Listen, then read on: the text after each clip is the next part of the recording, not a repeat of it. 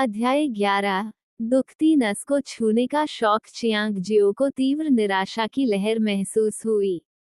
ऐसा प्रतीत होता था कि यद्यपि कलम उसके साथ लौट आई थी, संभवतः इसलिए क्योंकि उसके सामान्य रूप से सक्रिय होने का समय अभी नहीं आया था, या फिर इसलिए कि उसका अभी अभी पुनर्जन्म हुआ था और संयोगवश वह अपनी सबसे कमजोर अवस्था में थी। वह जादुई ब्रश को बुला तो सकती थी, लेकिन फिर भी उसे स्वतंत्र रूप से चलाने में असमर्थ थी। वह लेडी को दंडित करने के लिए कुछ चित्र बनाना चाहती थी, लेकिन अब ऐसा लग रहा था कि उसे कुछ समय के लिए इसे सहन करना पड़ेगा। लेकिन चियांग शियाओ की निराशा क्षणिक ही थी।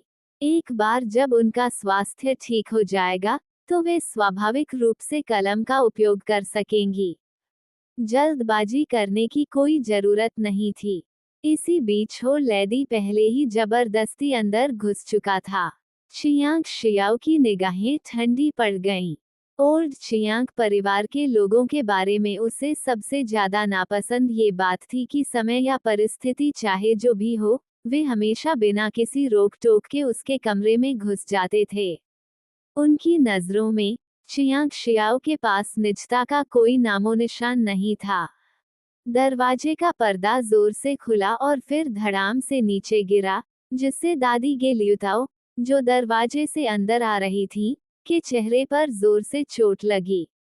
चियांग शियाओ के भीतर गुस्सा बढ़ता जा रहा था।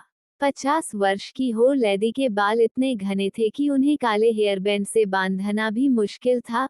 कुछ लंठे कानों के पीछे सादी काली क्लिप से टिकी हुई थीं। मोटे नीले भूरे रंग के कपड़े और भूरे रंग की प्लास्टिक की चप्पल पहने, उनकी लंबाई लगभग 1 मीटर 68 इंच थी।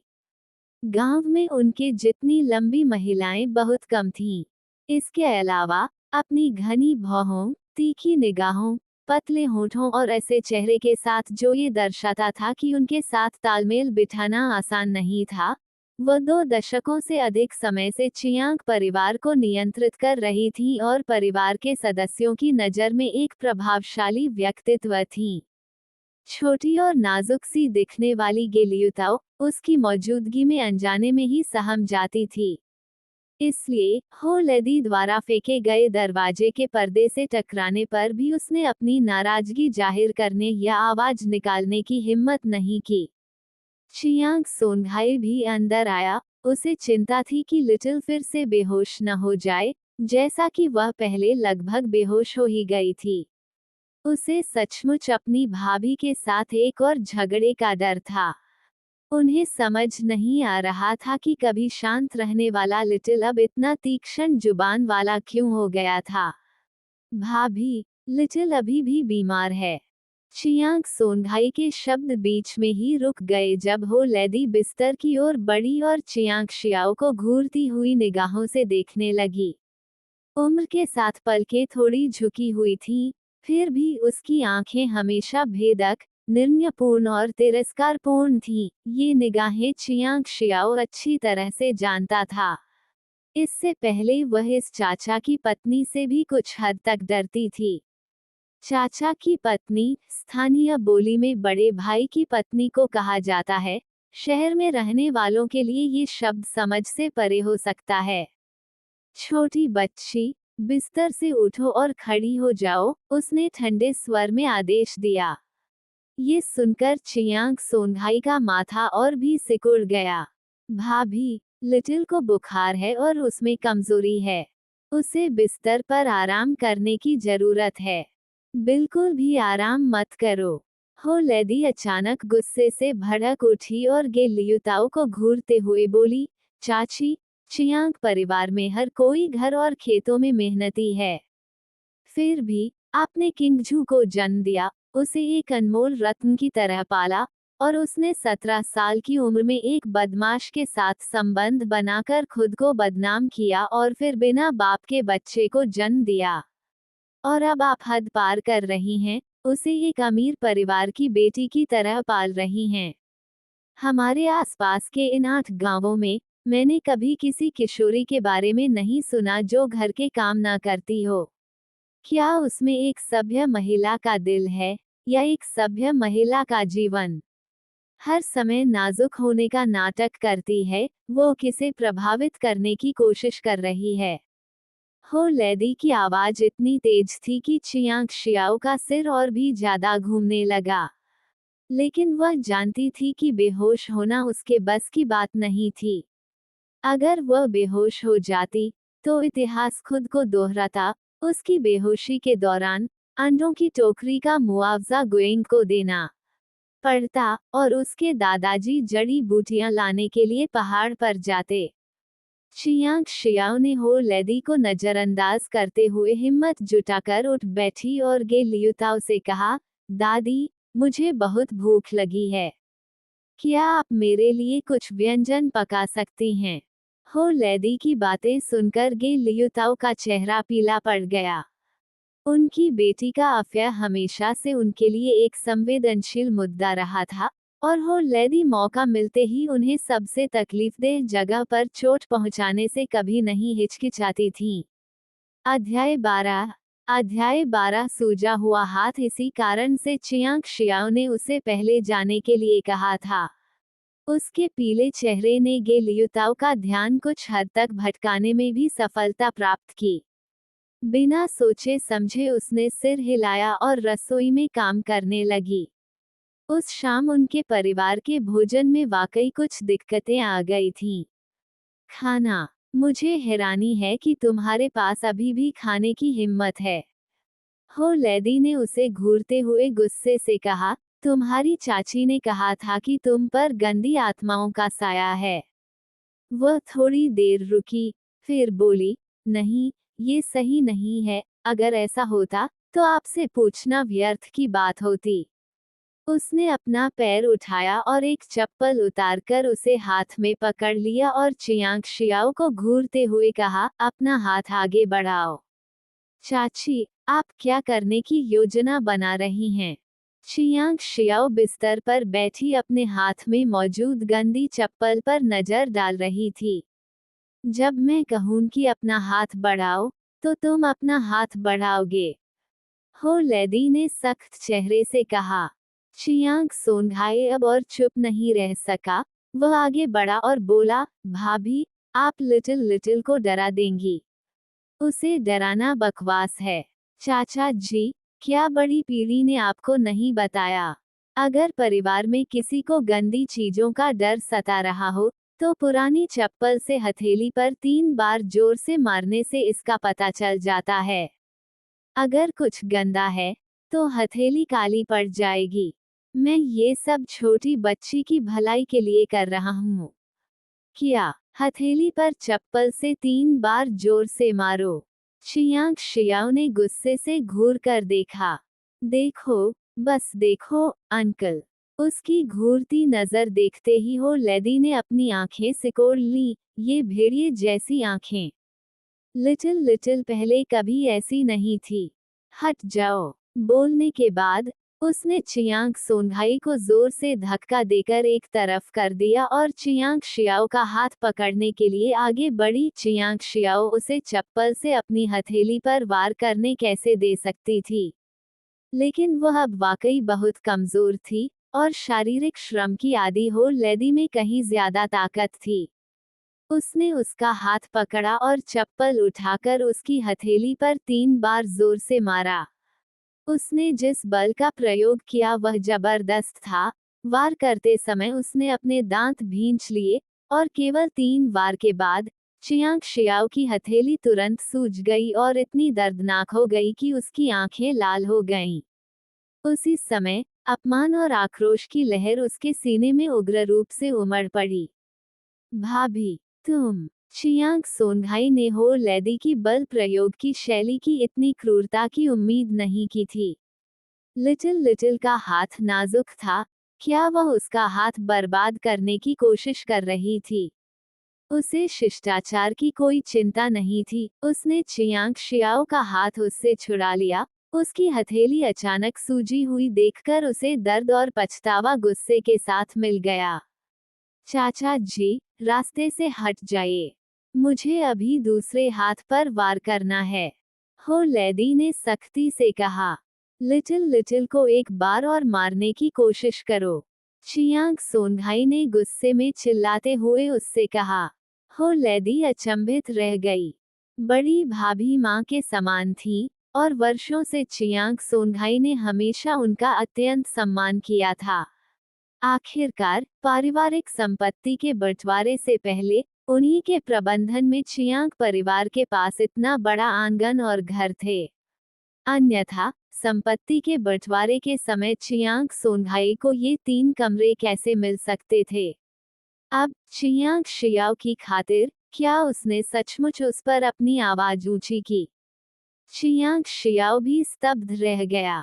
उनके दादाजी हमेशा से हो लैदी का बहुत सम्मान करते थे। बेशक इसमें उन्हें सहन करना भी शामिल था, क्योंकि वे और गेलियुताओ दोनों ही बड़ों का आदर और छोटों की देखभाल को महत्व देते थे, और परिवार में सामंजस्य और समृद्धि चाहते थे। वे परिवार के सदस्यों से झगड़ा करने की बजाय खुद कुछ अन्याय सहना पसंद करते थे। एक और कारण ये था कि जब वह छोटा था, तब उसके बड़े भाई ने उसकी जान बचाई थी। इसलिए अपने भाई को बीच में फंसाकर उसे और परेशान न करने की इच्छा से वह बहुत पहले ही हर मामले में अपनी भाभी की बात मानने का आदी हो गया था। अरे बाप रे! हो लैदी ने नाटकीय अंदाज में कहा, क्या तुम मुझसे जान की बाजी लगाकर लड़ना चाहते हो या क्या? अध्याय 13 ध्यान भटकाने का अवसर ले चियांग जियो को अचानक लगा कि इन 3 बार मार खाना पूरी तरह से बुरा नहीं था। उसे इस बात की चिंता सता रही थी कि अगर उसका ओल्ड चियांग परिवार से पूरी तरह से संबंध टूट गया, तो यह उसके परदादा को अच्छा नहीं लगेगा, और उन्हें परेशान देखकर उसके दादाजी, जो भाईचारे के स्नेह को महत्व देते थे, निश्चित रूप से बहुत बुरा महसूस करेंगे। वो अपने चाचा चाचियों से तो झगड़ा कर सकती थी, लेकिन जब बात हो लैदी की आती थी, तो शुरू से ही कड़ा रुख अपनाना नामुमकिन था। आखिर वह सबसे बड़ी भाभी थी, जिसका उसके दादाजी ने अपने जीवन के आधे समय तक सम्मान किया था और जिसके सामने झुके रहे थे। वह निश्चित रूप से ओल्ड चियांग परिवार से संबंध तोड़ लेगी, लेकिन वह जल्दबाजी नहीं कर सकती थी। ये भी कहना गलत नहीं होगा कि अपनी वर्तमान शारीरिक स्थिति और क्षमताओं के साथ वह ऐसा नहीं कर सकती थी, और अगर कर भी लेती तो उसे अपने दादाजी का ख्याल रखना पड़ता।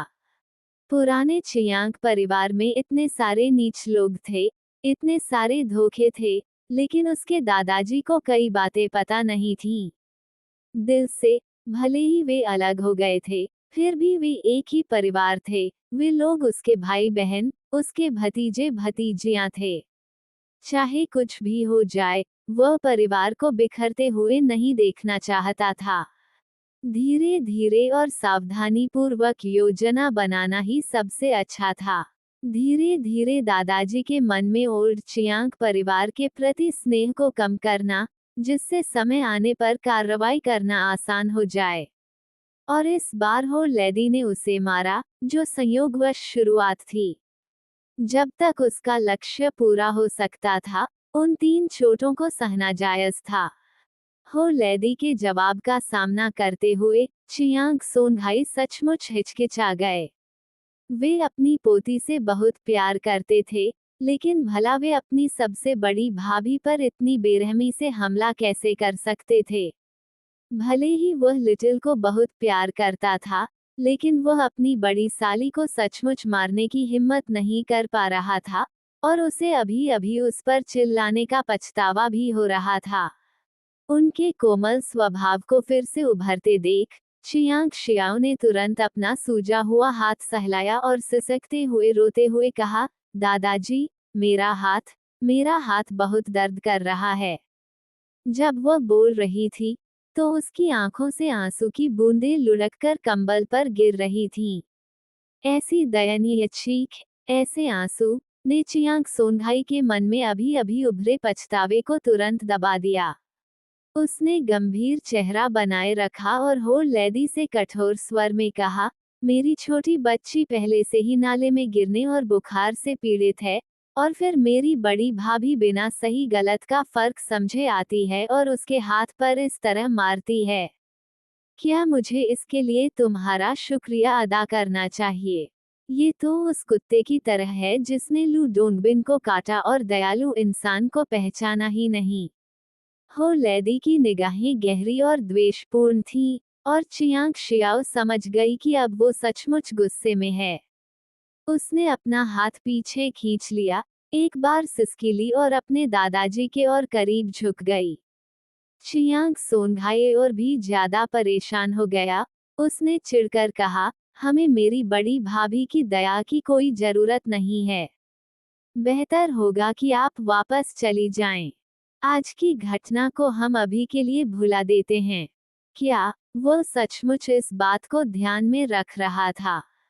हो लैदी के दिल में क्रोध का ज्वार उमड़ आया। पहले जब वह चियांग शियाओ को अनुशासन सिखाती थी, तो भले ही चियांग सोनघाई परेशान होता था, फिर भी वह चियांग शियाओ को उसकी बात सुनने और अवज्ञा न करने के लिए कहता था। आज क्या हो रहा था? वह और भी कुछ कहना चाहती थी, लेकिन तभी घर के बाहर से सोंग शियुन की आवाज आई, माँ, पिताजी ने आपको भोजन के लिए जल्दी वापस आने को कहा है। हम्फ। हो लैदी ने गुस्से में अपने जूते पहने और चियांग शियाओ को तीखी नजर से देखते हुए कहा, अगर कल दा कियांग के परिवार ने कोई गड़बड़ की, तो मदद के लिए बूढ़े चियांग परिवार के पास मत आना। ये शब्द कहकर वह दरवाजे से बाहर निकल गई। चियांग सोनघाई ने चियांग शियाओ का हाथ बड़े प्यार से थाम लिया। उसका दिल उसके लिए तड़प रहा था। छोटी, क्या तुम्हें दर्द हो रहा है? उसे ज्यादा परेशान न करने के लिए आंसू रोकने चाहिए थे। ऐसा करना चियांग शियाओ को करना चाहिए था, लेकिन हो लैदी के प्रति उसकी नापसंदगी को भड़काने के लिए उसके आंसू बारिश की तरह बहने लगे। दादाजी, बहुत दर्द हो रहा है। गे लियुताओ दलिया और व्यंजन लेकर अंदर आई, और उसका सूजा हुआ हाथ देखकर उसकी आंखें भी तुरंत लाल हो गईं। मेरी बड़ी भाभी ने क्या किया? छोटी बच्ची पहले से ही बीमार है, वह उस पर हाथ कैसे लगा सकती है? चियांग सोनघाई झुंझलाहट में खड़ा हो गया। तुम लिटिल को खाना खिलाओ। मैं सूजन कम करने के लिए कुछ औषधीय जड़ी बूटियां बनाने जाता हूँ। चियांग शियाओ ने जल्दी से उसे रोकते हुए कहा, दादाजी, आप पहले खाना खा लीजिए। खाना खाने के बाद मुझे अपनी पीठ पर बिठाकर सचिव चाचा के घर ले चलिए। अध्याय 14। पहले प्रहार करके बढ़त हासिल करें। चियांग शियाओ जानती थी कि गुइंग कल सुबह जल्दी आकर हंगामा करेगी, और वास्तव में हो लैदी परी से मदद मांगने जाएगी। पिछले जन्म में इसी सुबह, जब वो बुखार से बेहाल थी और नींद में थी, उसके दादा दादी को मजबूरी में समझौता करना पड़ा था। इस बार पहल उसे ही करनी होगी। हालांकि वह अभी भी कमजोर थी और खुद कुछ नहीं कर सकती थी, फिर भी वह दूसरों से मदद मांग सकती थी। और ईमानदार सचिव याओ सबसे उपयुक्त उम्मीदवार थे। चियांग सोनघाई और गे लियुताओ दोनों चौंक गए। चियांग शियाओ पहले सचिव याओ से मिलने जाने की बात चिल्ला रही थी, लेकिन उन्होंने उसकी बात को गंभीरता से नहीं लिया था। अब उसकी बातों से तो लग रहा था कि क्या वह सचमुच उनसे मिलने जा रही है। छोटे, तुम सचिव याओ को किस लिए ढूंढना चाहते हो? चियांग सोनघाई ने चिंता से पूछा। हम दानी के परिवार के पड़ोसी हैं, अगर हम ज्यादा हंगामा करेंगे तो बात नहीं बनेगी, और सचिव को एकता भंग करने वाले लोग बिल्कुल पसंद नहीं हैं। चियांग शियाओ ने जवाब दिया, दादाजी, चिंता मत कीजिए, मैं लापरवाही नहीं करूंगी। चलिए पहले खाना खा लेते हैं। उसे बहुत भूख लगी थी, ठीक है। और अब ऐसा लग रहा था कि सब कुछ उसके स्वास्थ्य पर, यहाँ तक कि उसकी शारीरिक शक्ति पर भी निर्भर था। इतनी कमजोर होने के कारण उसमें किसी और बात पर चर्चा करने की कोई योग्यता नहीं थी। वो बिल्कुल नहीं चाहती थी कि चप्पल से चोट लगने से उसका हाथ फिर से सूज जाए। चियांग शियाओ की आंखों में एक ठंडी चमक दिखाई दी। जिन लोगों ने उसे तंग किया था, जिन पर उसका कर्ज था, उन सभी को इंतजार करना होगा। चियांग परिवार का रात्रिभोज असामान्य रूप से शांत और उदास था। चियांग शियाओ का बायां हाथ अभी भी सूजा हुआ था, लेकिन उसने अपनी दादी को उसे खाना खिलाने से साफ इनकार कर दिया। उसने एक हाथ में कटोरा पकड़ा हुआ था और दलिया धीरे धीरे पी रही थी। आज दो व्यंजन थे, भुने हुए शकरकंद के पत्ते और लहसुन के साथ भुने हुए तरबूज के छिलके, साथ ही अचार वाली सब्जियों की एक छोटी कटोरी। ये अचार उसकी दादी ने खुद बनाए थे, और इन्हें देखकर चियांग शियाओ को पुरानी यादें ताज़ा हो गईं। पहाड़ी गांव छोड़ने के बाद उसने कभी इतने स्वादिष्ट अचार नहीं खाए थे। चियांग शियाओ को अचानक इन अचार वाली सब्जियों के बारे में कुछ याद आया। दरअसल, वह 13 साल की उम्र से 17 साल आगे थी, और सियांग गांव में रहने के दौरान वह दूसरों के साथ घुल मिल नहीं पाए, अपना ज्यादातर समय अपनी ही दुनिया में खोई रहती थी। इसलिए उसकी कई यादें धुंधली हो गई थीं और शायद उन्हें धीरे धीरे याद करना पड़ेगा, या हो सकता है कि वे उसी क्षण वापस आ जाएं। उसकी दादी के अचार बेहद स्वादिष्ट होते थे। बाद में, जब सोंग जियुन के परिवार ने एक छोटा सा रेस्तरां खोलने का सोचा, तो सोंग जियुन अचानक उनके प्रति बहुत दयालु हो गई। उसने चीनी चुराना बंद कर दिया और उन्हें 2 पौंड चीनी भी दे दी, और लगातार अपनी दादी से अचार बनाना सिखाने की विनती करती रही। उन्होंने कभी उसकी बात को गंभीरता से नहीं लिया, लेकिन कई साल बाद उसने गलती से आंटी डेंग को ये कहते हुए सुन लिया कि सोन परिवार का खाद्य कारखाना बहुत अच्छा चल रहा है और खूब मुनाफा कमा रहा है। तब डेंग किंगजियांग ने उपहास उड़ाते हुए कहा, ये तो मेरी धर्ममाता की मूर्खता है कि उन्होंने दूसरों को लाभदायक वस्तु बनाना सिखाया। अब इस बारे में सोचकर लगता है कि क्या यह अचार वाली सब्जियों के बारे में था। चियांग शियाओ ने इस बात को मन में नोट कर लिया। रात के खाने के बाद चियांग शियाओ के अनुरोध पर चियांग सोनघाई उसे सचिव याओ के घर ले गया। अपने दादाजी की पीठ से टेक लगाकर बैठी चियांग शियाओ की आंखें लाल हो गईं और आंसू बहने लगे। वह जानती थी कि अब वह इतनी बड़ी हो चुकी है कि दादाजी उसे गोद में नहीं उठा सकते। लेकिन पहली बात तो ये थी कि वह इस समय पूरी तरह से कमजोर थी, और दूसरी बात ये थी कि वह इस अवसर का लाभ उठाकर अपने दादाजी की पीठ पर लेटना चाहती थी और सचमुच यह महसूस करना चाहती थी कि वे अभी भी जीवित हैं। चियांग सोनघाई को अपने कंधों पर कुछ गर्म और झुलसा देने वाली चीज गिरने का एहसास हुआ। छोटी बच्ची, क्या तुम रो रही हो? दादाजी, मैं खुश हूँ, चियांग शियाओ ने अपने हाथ के पिछले हिस्से से आंसू पोंछते हुए कहा। गांव इतना छोटा था कि वे जल्दी ही सचिव याओ के घर पहुंच गए। आंगन के बाहर खड़े होकर चियांग सोनघाई ने पुकारा, क्या सचिव अंदर हैं? कुछ देर बाद कोई दरवाजा खोलने के लिए बाहर आया। आंगन में लेटा हुआ एक काला कुत्ता अचानक उठ खड़ा हुआ और उन पर भौंकने लगा। चियांग परिवार हमेशा से ही विनम्र और सादगीपूर्ण था, और वे इससे पहले कभी सचिव के घर नहीं गए थे। हेजी, तमीज से पेश आओ, दरवाजा खोलने वाले व्यक्ति ने कुत्ते पर चिल्लाते हुए कहा, फिर अपना सिर घुमाकर देखा और एक पल के लिए रुक गया। अध्याय 15 सीढ़ी अंकल सोनघाई। दरवाजा खोलने आए व्यक्ति स्वयं सचिव याओ थे। चियांग सोनघाई का गांव में रुतबा तो ऊंचा था, लेकिन गांव में उसकी मौजूदगी बहुत कम ही रहती थी। वह आमतौर पर खेतों में काम करता, पहाड़ों से जड़ी बूटियां इकट्ठा करता और गांव के प्रवेश द्वार पर ताश खेलकर या गपशप करके समय नहीं बिताता था। वह पहले कभी सचिव याओ के घर नहीं गया था, इसलिए देर रात उसे देखकर सचिव याओ भी चौंक गए। गौर से देखने पर, तुम चियांग शियाओ को भी क्यों लाए हो? सचिव याओ के मन में चियांग शियाओ की छवि स्पष्ट रूप से उभर कर आई। पहली बात तो ये कि वह गांव की सबसे होशियार बच्ची थी और संभावना थी कि वो किसी अच्छे विश्वविद्यालय में दाखिला लेकर गांव का नाम रोशन कर सकती थी।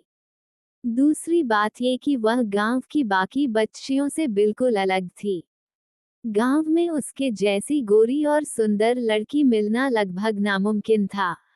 सियांग गांव जैसे गरीब और पिछड़े पहाड़ी गांव में ऐसी कौन सी अधेड़ लड़की थी जो सादे कपड़े नहीं पहनती थी, जिसकी त्वचा थोड़ी सांवली और हाथ खुरदुरे नहीं थे। उनके पास घरेलू कामों और खेती बाड़ी के कामों की कोई कमी नहीं थी और गांव वालों के कई बच्चे होते थे, इसलिए बड़ी बहनों को लगभग हमेशा अपने छोटे भाई बहनों की देखभाल में मदद करनी पड़ती थी। चियांग शियाओ हर दिन बहुत साफ सुथरे कपड़े पहनती थी। उसके बाल लंबे और मुलायम थे जिन्हें दो चोटियों में गूंथा हुआ था। सप्ताहांत को छोड़कर वो हर दिन अपनी स्कूल यूनिफॉर्म पहनती थी, जो साफ सुथरी और धुली हुई होती थी। उसकी त्वचा गोरी और चीनी मिट्टी की तरह कोमल थी। संक्षेप में कहें तो वह पहाड़ी गांव में बहुत ही ध्यान आकर्षित करने वाली महिला थी। दादाजी, मुझे नीचे उतारिए, चियांग शियाओ ने नीचे उतरने के बाद कहा। उसका संतुलन लगभग बिगड़ गया था, शरीर डगमगा रहा था और चियांग सोनघाई ने तुरंत उसे संभाला। सचिव याओ को कुछ एहसास हुआ प्रतीत हुआ। शुभ संध्या, सचिव अंकल, चियांग शियाओ ने ऊपर देखते हुए उनका अभिवादन किया। तभी सचिव याओ ने उसके पीले चेहरे को देखा और भौहें चढ़ा लीं। चलिए अंदर बात करते हैं। सचिव का घर और आंगन चियांग परिवार के घर और आंगन से बड़ा था और वह सीमेंट से ढका हुआ था, चूने से पॉलिश किया हुआ था और मुख्य कमरे में फ्लोरोसेंट लाइट ट्यूब भी लगी हुई थी, जो उनके घर में लगे मंद छोटे बल्बों की तुलना में कहीं अधिक चमकदार थीं। कमरा भी बहुत साफ सुथरा था। मुख्य कमरे में बाईं ओर प्लास्टिक के मच्छरदानी से ढकी एक डाइनिंग टेबल थी। दाईं ओर दीवार के सहारे दो लकड़ी के सिंगल सोफे थे जिनके बीच में एक छोटी सी कॉफी टेबल रखी थी। एक तरफ लकड़ी के कई स्टूल रखे हुए थे।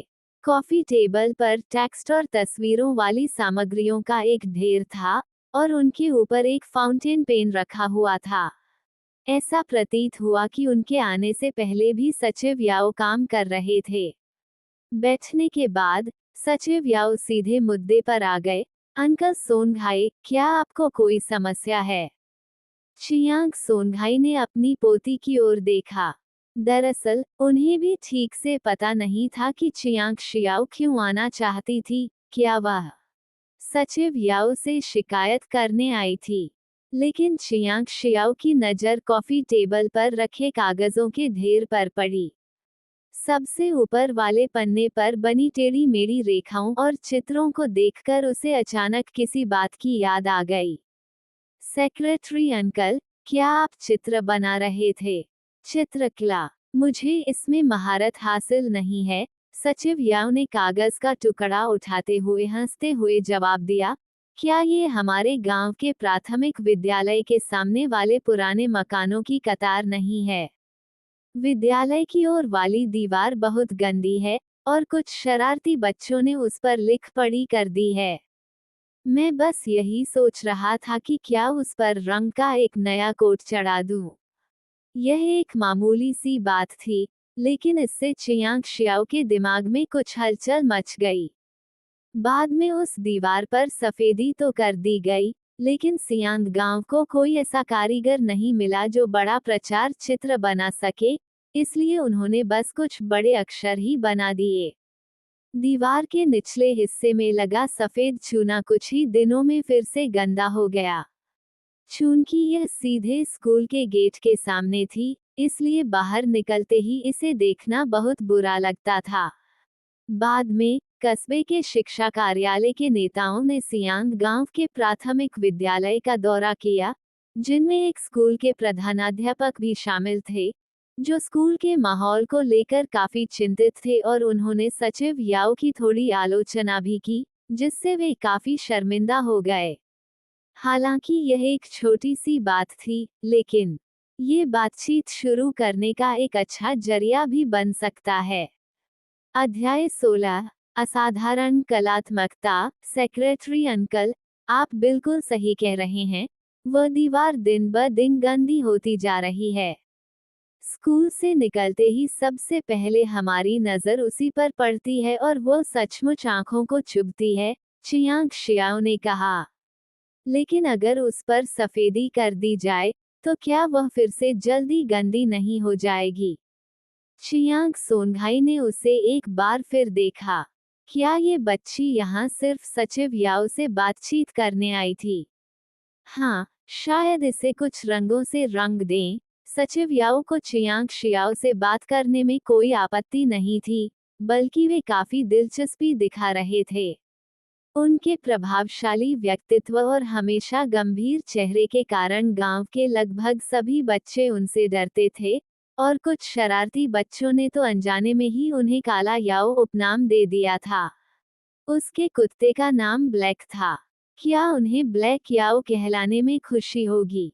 लेकिन भले ही उन्हें ये बात नापसंद थी, फिर भी वे उन बच्चों के खिलाफ सीधे तौर पर कोई आपत्ति नहीं जता सकते थे। यहाँ तक कि उनकी अपनी बेटी याओ चेंगशान भी बचपन से ही उनसे डरती थी और शायद ही कभी बातचीत शुरू करती थी। अब यहाँ चियांग शियाओ बैठी उससे सहजता से बातचीत कर रही थी। यह अनुभव वाकई अनोखा था। चियांग शियाओ मुस्कुराए और बोली, सिर्फ रंग लगाने से बच्चे इस पर बेतरतीब ढंग से कुछ भी लिखने से नहीं रुकेंगे। देखते ही देखते ये फिर से उतना ही गंदा हो जाएगा। दीवार सचमुच बहुत विशाल थी। वहां पुराने मकानों की एक कतार खड़ी थी, जिन्हें गिराना असंभव था। फिर भी स्कूल के गेट से देखने पर वह एक गहरा और विशाल धब्बा जैसा दिखता था।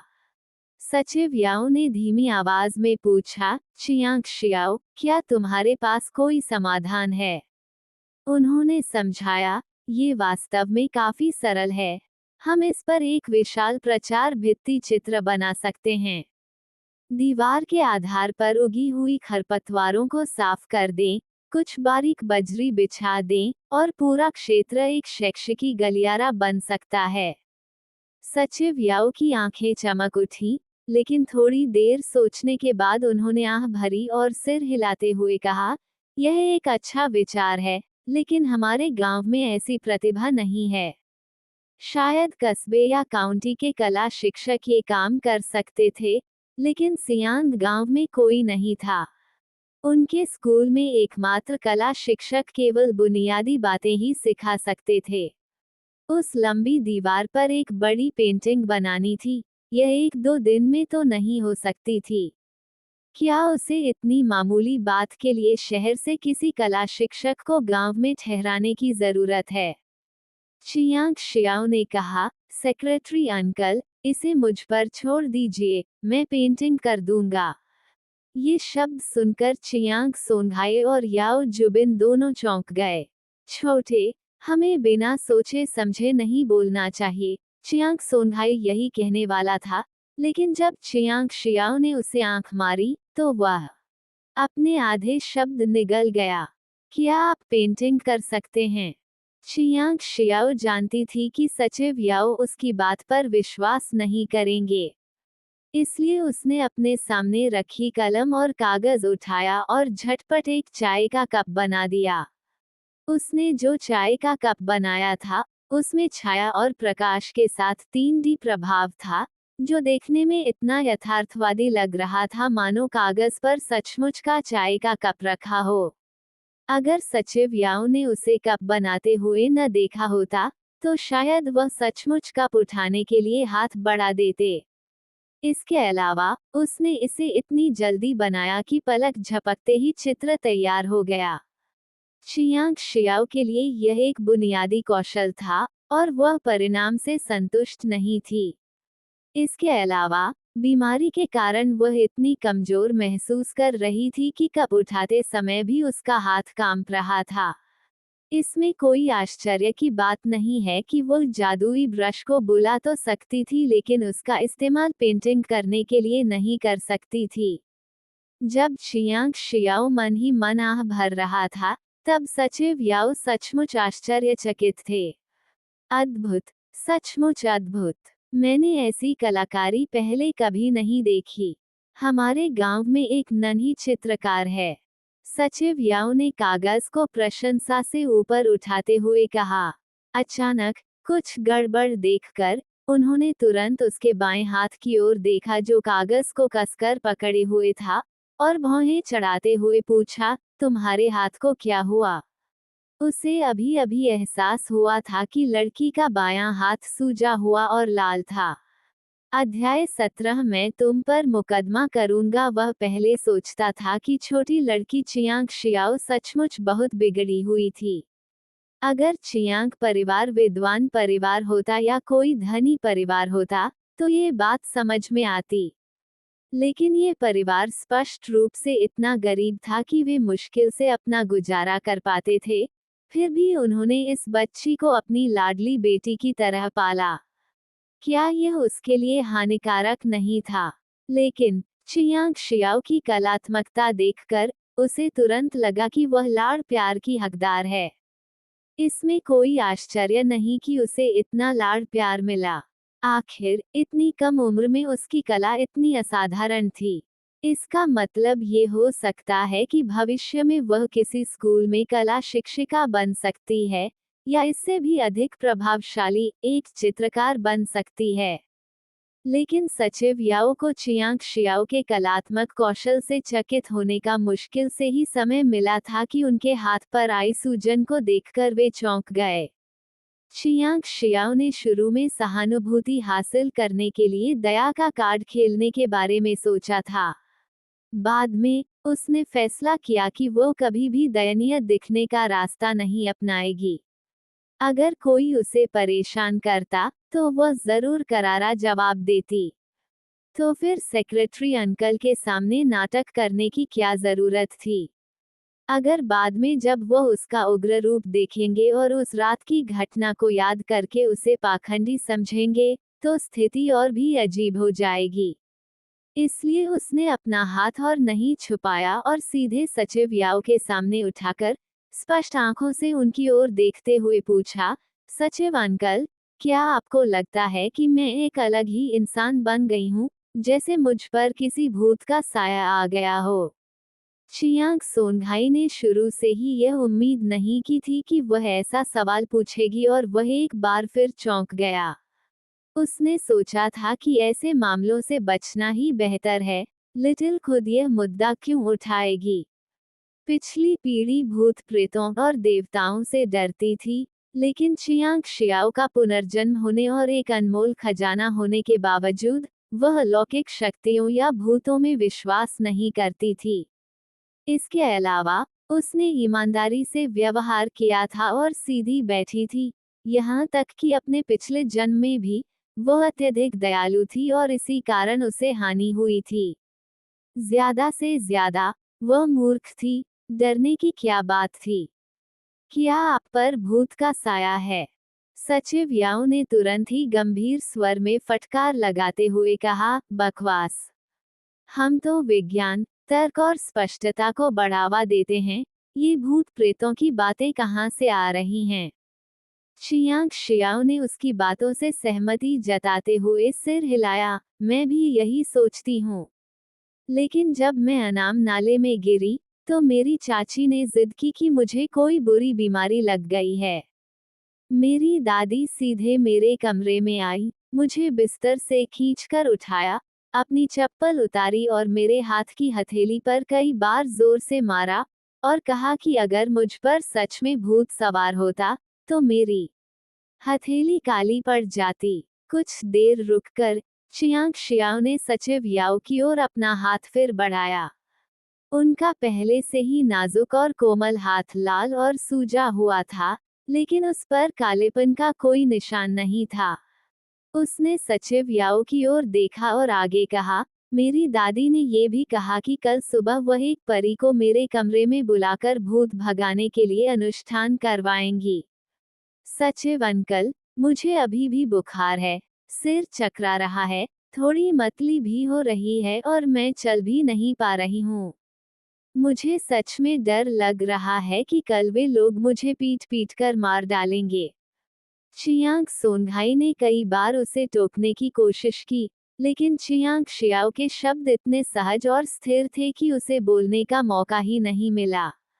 असल में, वह चियांग परिवार के मामलों को सचिव अंकल के सामने लाना नहीं चाहता था, क्योंकि इससे निश्चित रूप से शर्मिंदगी होती, लेकिन चियांग शियाओ के हाथ को अपने सामने देखकर, उस पर उभरी लाल और फफोलेदार चोट को देखकर उसकी आंखें दुखने लगीं और उसने आह भरी। अब वो उसे टोकना नहीं चाहता था।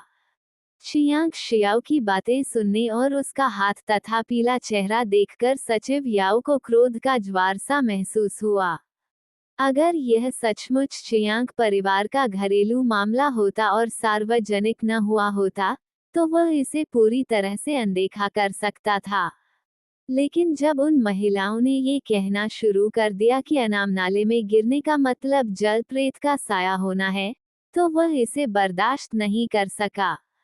इसके अलावा, अगर चियांग शियाओ को सचमुच कुछ हो जाए तो क्या होगा?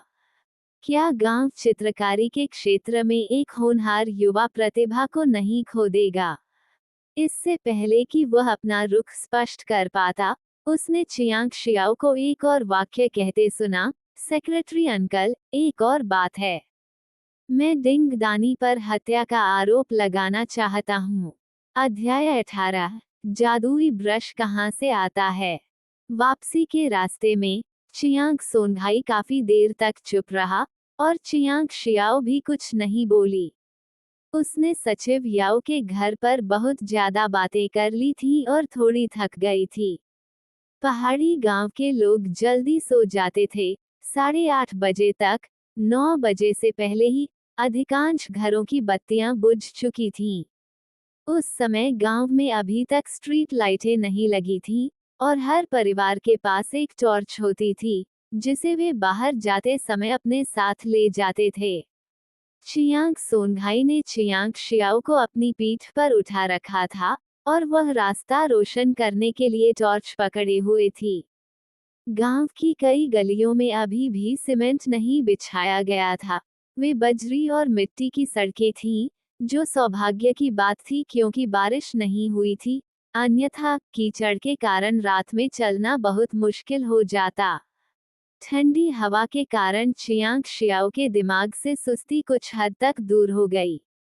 गे लियुताओ द्वार खोलकर उनका इंतजार कर रही थी।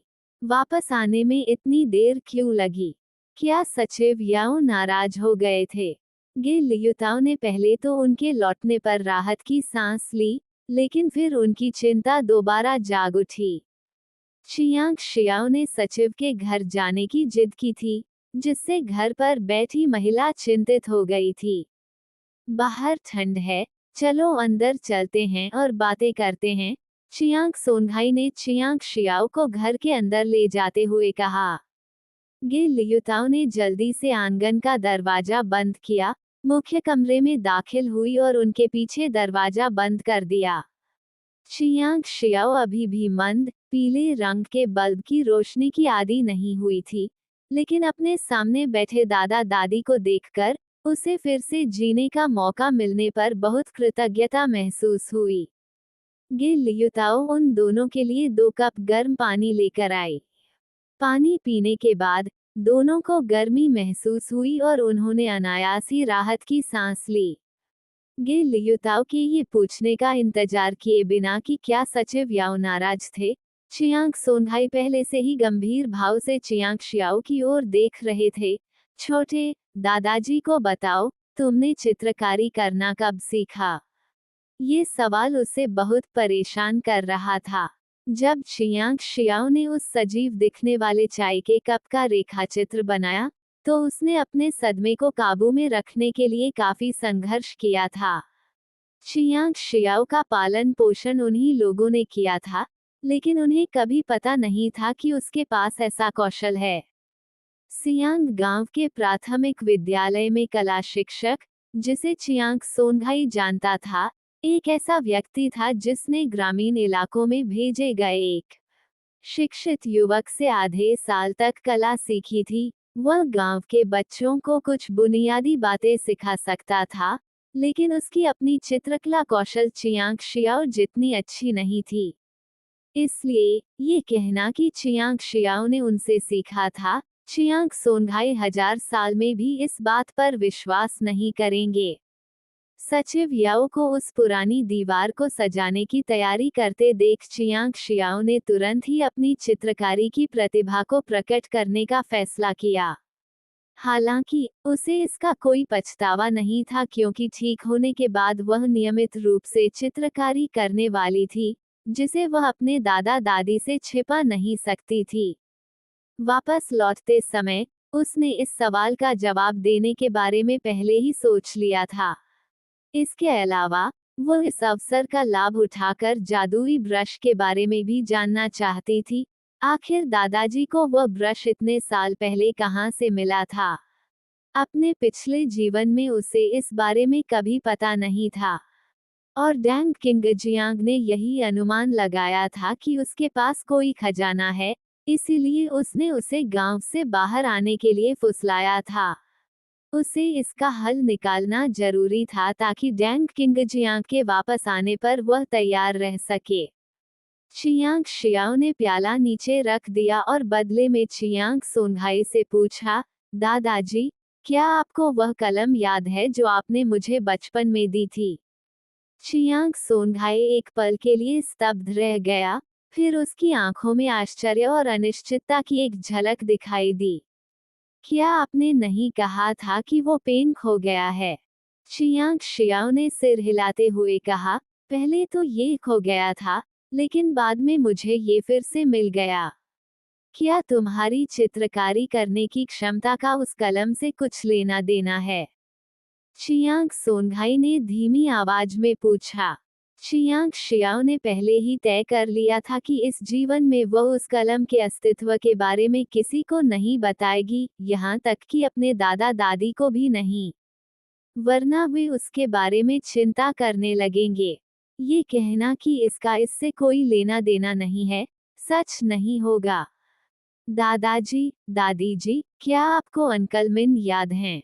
क्या आपका मतलब डॉक्टर मिन से है? चियांग शियाओ ने सिर हिलाते हुए कहा, हाँ वही। डॉक्टर मिन की बात करें तो चियांग सोनघाई से उनकी कुछ जान पहचान थी, लेकिन वे घनिष्ठ नहीं थे। इसके अलावा वे कई वर्षों से दिखाई भी नहीं दिए थे। चियांग सोनघाई और गे लियुताओ को इसका कारण नहीं पता था, लेकिन चियांग शियाओ को पता था कि डॉक्टर मिन का बीमारी से निधन हो चुका है।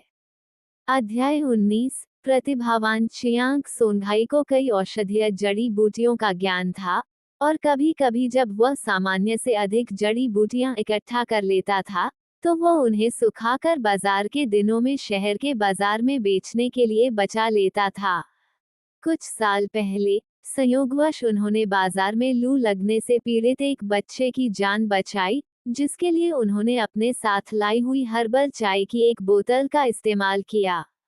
बच्चे के दादाजी उनके प्रति बहुत आभारी थे, और ये देखकर कि उनके पास कुछ दुर्लभ जड़ी बूटियां हैं, उन्होंने प्रस्ताव दिया कि आने वाले कई बाजार के दिनों में चियांग सोनघाई को स्टॉल लगाने की आवश्यकता नहीं होगी। वे बस एक निर्धारित स्थान पर मिल सकते हैं और सीधे उन्हें जड़ी बूटियां बेच सकते हैं।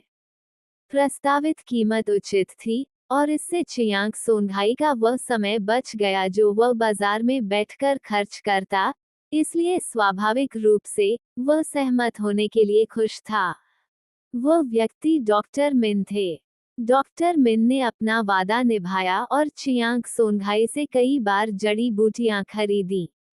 इनमें से 2 मौकों पर चियांग सोनघाई चियांग शियाओ को अपने साथ ले गए। डॉक्टर मिन को चियांग शियाओ पसंद आ गया, और एक बार जब चियांग सोनघाई जड़ी बूटियां बेचकर खरीदारी करने जा रहा था, तो डॉक्टर मिन ने स्वेच्छा से चियांग शियाओ को अपने पोते शियाओ सन के साथ उबले हुए बंस खाने के लिए ले जाने की पेशकश भी की। क्या डॉक्टर मिन का उस ब्रश से कुछ लेना देना है? चियांग सोनघाई ने मन ही मन सोचा। उसका चेहरा थोड़ा अजीब हो गया, उसकी आंखों में बेचैनी का भाव झलक रहा था। चियांग शियाओ ने सिर हिलाते हुए कहा, मेरा मतलब वो नहीं है, दादाजी। मैं ये कह रही हूँ कि जब मैं अंकल मिन के साथ उबले हुए बंस खाने गई थी, तब उन्होंने आपका दिया हुआ ब्रश देखा और कहा, ये ब्रश पेंटिंग के लिए बहुत अच्छा लग रहा है।